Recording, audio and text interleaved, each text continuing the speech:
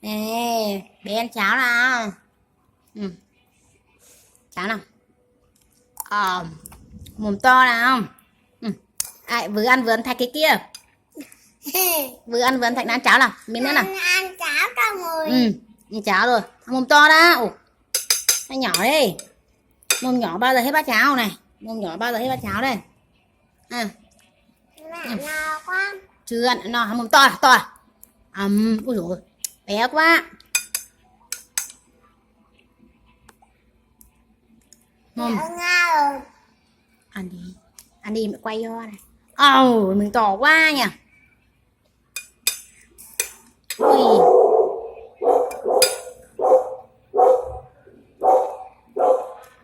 Mồm to nào. Rồi. Mẹ ăn 3 miếng no à? Ăn gì mà no à?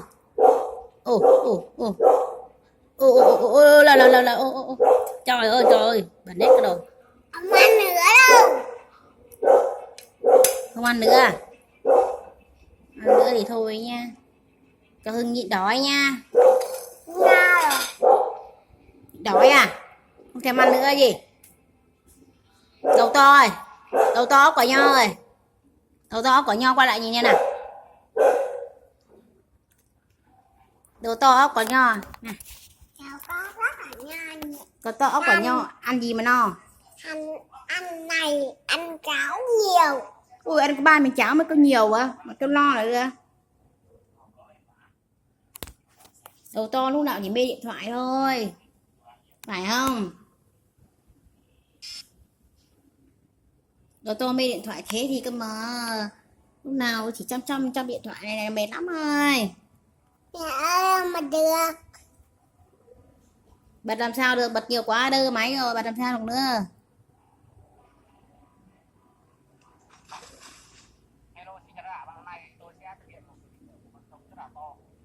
Ê, làm sao mà bật được nữa. Đấy, anh này đang mải xem điện thoại đây. Đấy, mệt lắm. Đấy khoa đó. Suốt ngày lúc nào chỉ xem điện thoại này chán lắm. Ôi trời ơi, nhìn nó gớm à. Gớm giếp chưa.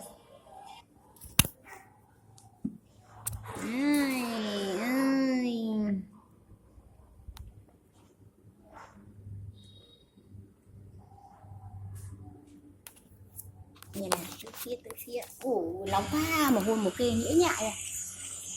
Mà hôn một kê nhễ nhại này.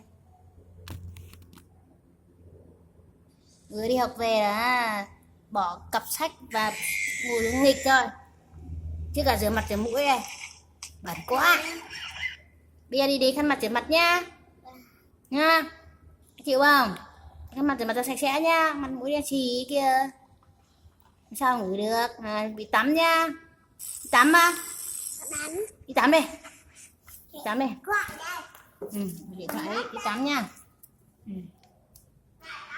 Đấy. Mà ông đóng ở kia nha. Rồi sau trận rồi. Mặt kia này ơi, tắm ở trên cát rồi. Đấy, sau trận ăn nó nhìn toang hoàng này kìa. Chồng gơm chưa? Út chà, lắc mông nào. Lắc mông nào. Út chà, anh lắc mông này. Ui trời. Đấy, sau trận ăn là toang hoàng trông gớm chưa? Trời. Sợ chưa? Ăn xong là toang hoang đây. Mỗi lần ăn xong là một trận bầy đây. Ôi. Tắm xong rồi à?